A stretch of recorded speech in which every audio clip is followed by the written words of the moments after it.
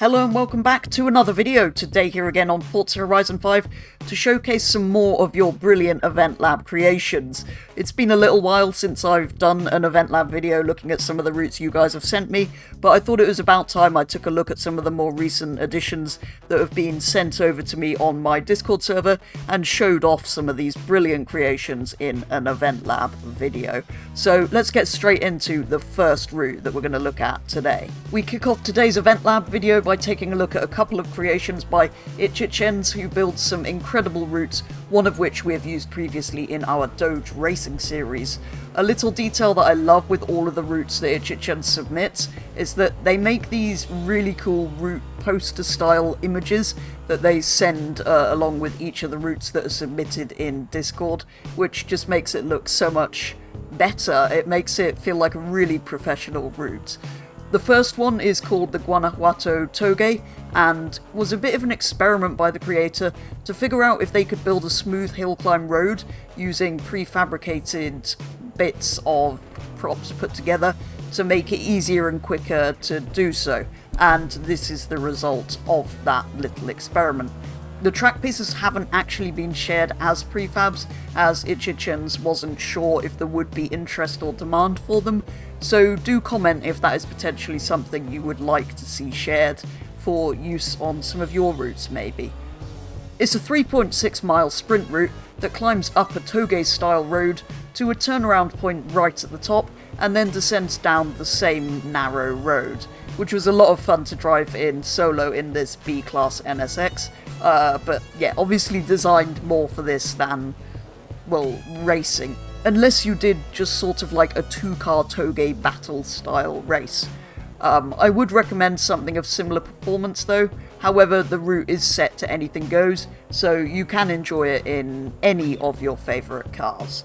The second of IchIchens' routes today is called the Caldera Descent, and is in fact the Caldera mountain road for the most part, but going downhill rather than uphill like in the Vulcan Sprint. The creator though has added a smooth start to have it completely on asphalt roads, even further up the volcano than would otherwise be possible.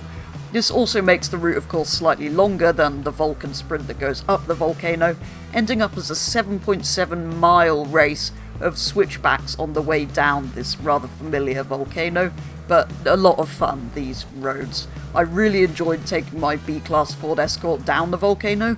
I actually originally built this car for a hill climb event on the rally expansion, and forgot how fun it was to drive, although it's not actually a particularly fast car. Yeah, really fun driving this down the volcano. It has sort of just the right amount of grip. It slips a little bit, but it's never going to spin or lose control. So yeah, really fun kind of balancing this around some of the corners on the way down the hill. The third route we're going to look at today is the Ark McQueen City DX, submitted by Ark Raiders on the Discord server. The DX telling us that it's the deluxe, enhanced version of the route. It's a high-speed route through a large city map, including jumps, skyscrapers and sweeping turns, apparently inspired by the car chase in the classic Steve McQueen movie Bullet, set in San Francisco, and you really get that feeling as you drive through it. As the route is such a long and complex one, it is set to just one lap, but this still gave me nearly 6 minutes of fun in the A-Class Mustang. The creator actually recommends higher speed cars for this than what I was using. I thought though, being inspired by Bullet, I could only really do it in a Mustang Fastback, and it felt reasonable doing it even in an A-Class car, but potentially maybe even more fun in something faster.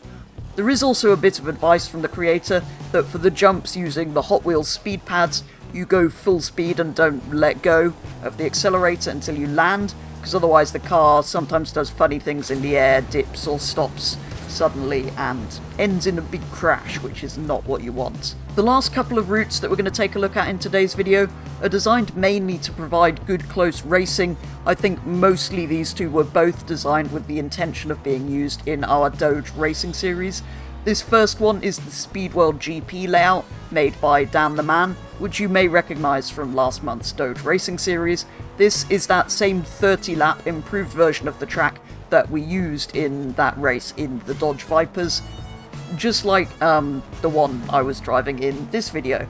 And it did prove to provide some excellent racing in the Touge racing series.